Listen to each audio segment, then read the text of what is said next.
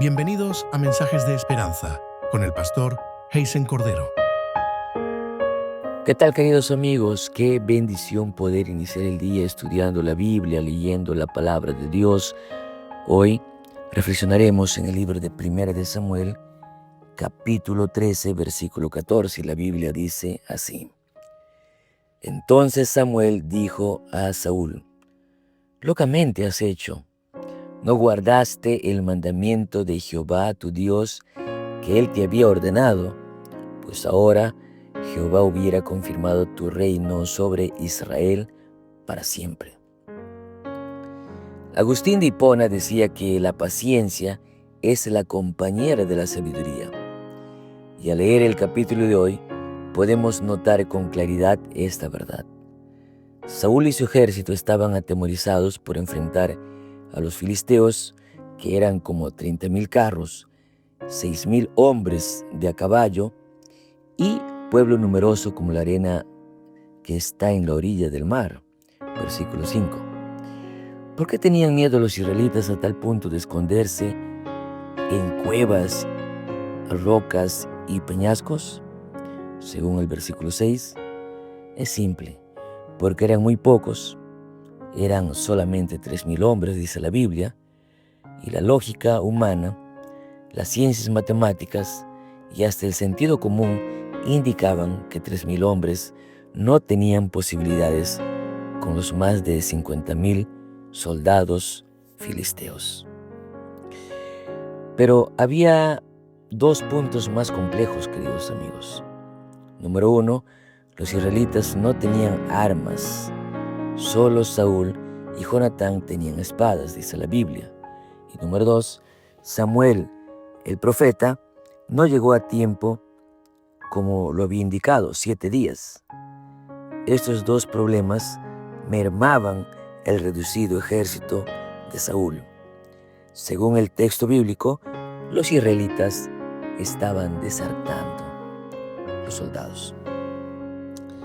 Amigos y hermanos, el enemigo es astuto. El enemigo no actúa a la deriva. Todo lo que hace tiene el propósito de hacernos desertar de las filas del ejército de Dios.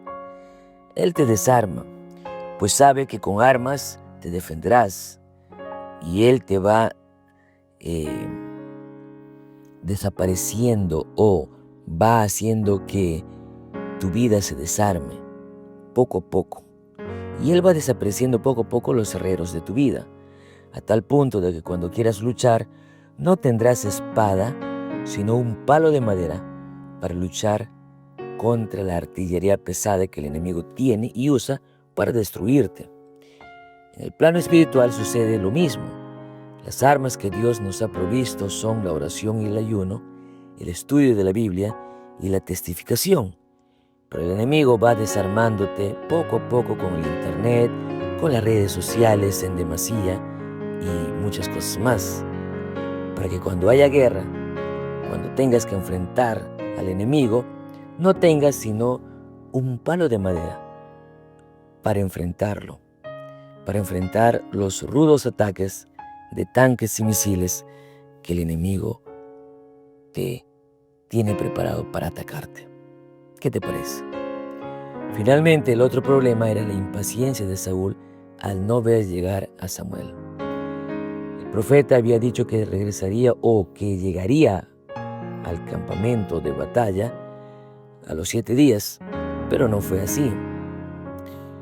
Saúl, al no ver llegar a Samuel para realizar los sacrificios y ofrendas de paz, el temor, la angustia y la gente desesperada y el ejército que va desertando hicieron que Saúl actúe locamente, tal como lo dijo Samuel en el versículo 13, y tome el papel que no le correspondía. Hizo sacrificios, tal como lo hacía solamente un sacerdote o levita. Esta acción le costó el reinado de su familia por la eternidad. Uno podría decir que había lógica en el accionar de Saúl.